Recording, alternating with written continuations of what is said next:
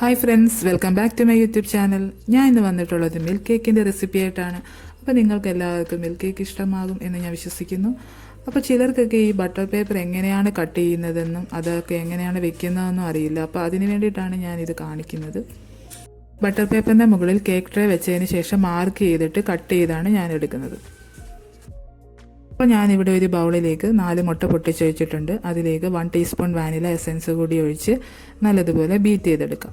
അതുപോലെ തന്നെ പൊടിക്കാത്ത പഞ്ചസാരയാണ് ഞാനിവിടെ ഉപയോഗിച്ചിരിക്കുന്നത്. 3/4 കപ്പ് പൊടിക്കാത്ത പഞ്ചസാര.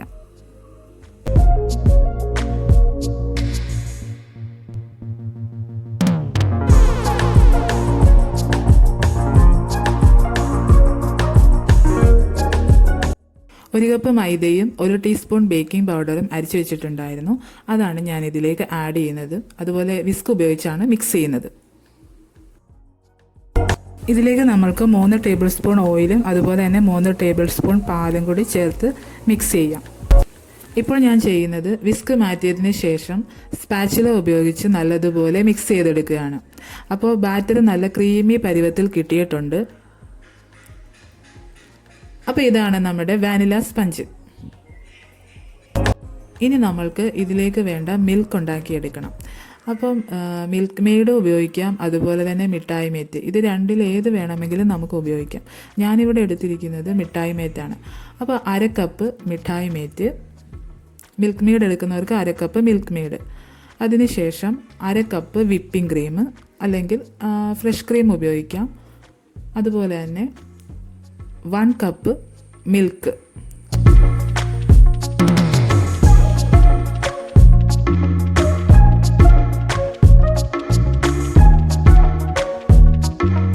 ഇത് മൂന്നും കൂടെ ഒരു ബൗളിലേക്ക് ഒഴിച്ചതിന് ശേഷം മിക്സ് ചെയ്തിട്ട് നമുക്ക് തണുപ്പിക്കാനായിട്ട് ഫ്രിഡ്ജിൽ വെക്കാം.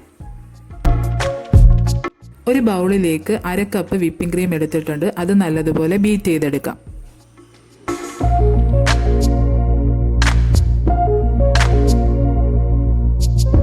ക്രീം നല്ലതുപോലെ ബീറ്റ് ചെയ്ത് കിട്ടിയിട്ടുണ്ട്. ഇതാണ് നമ്മൾ മിൽക്ക് കേക്ക് സെറ്റ് ചെയ്തെടുക്കുന്ന ട്രേ. അപ്പോൾ ഇതിലേക്ക് നമുക്ക് കേക്ക് വെച്ച് കൊടുക്കാം.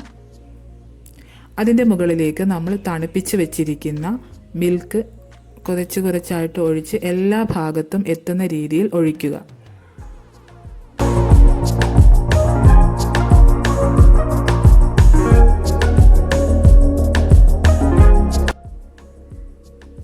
ഇനി ഞാൻ ഇതിൻ്റെ മുകളിലേക്ക് കുറച്ച് വൈറ്റ് ചോക്ലേറ്റ് ഗ്രേറ്റ് ചെയ്തത് ആഡ് ചെയ്യുകയാണ്. അതിനുശേഷം ക്രീം ഒരു പൈപ്പിംഗ് ബാഗിലേക്കാക്കി കേക്കിൻ്റെ മുകളിൽ ഫുള്ളായിട്ടൊന്ന് ഡെക്കറേറ്റ് ചെയ്തെടുക്കാം.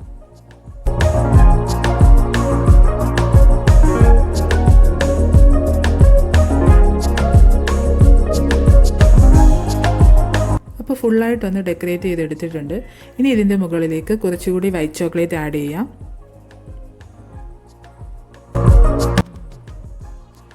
കുറച്ച് സിൽവർ ബോൾസ് കൂടി ആഡ് ചെയ്യുന്നുണ്ട്.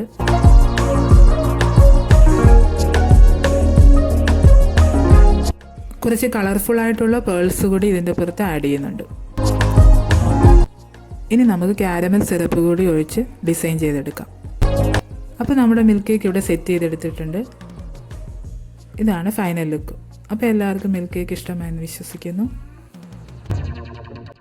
ഈ വീഡിയോ നിങ്ങൾക്ക് ഇഷ്ടമായെങ്കിൽ ലൈക്ക് ചെയ്യുക, ഷെയർ ചെയ്യുക, സബ്സ്ക്രൈബ് ചെയ്യുക. അപ്പോൾ വീണ്ടും കാണുന്നത് വരേക്കും ബൈ.